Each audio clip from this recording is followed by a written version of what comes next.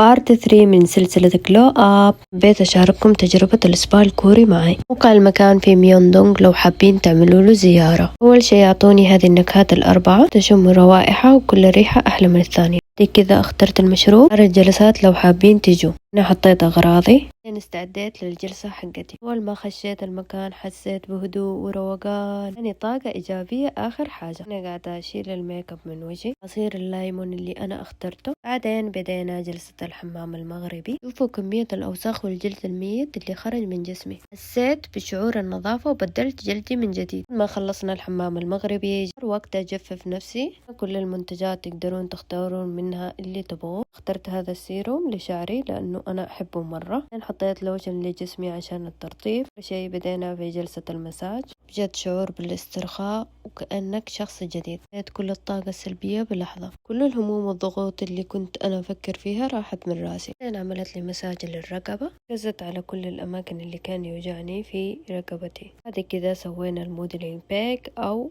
ماسك الموديل. وتقييمي لهذا المكان بصراحة 10/10. إنها تنظف وجهي من بقايا الماسك. رجعت عملت مساج لرقبتي للمرة الثالثة. إن تكونوا استمتعتوا في التجربة معايا. باي.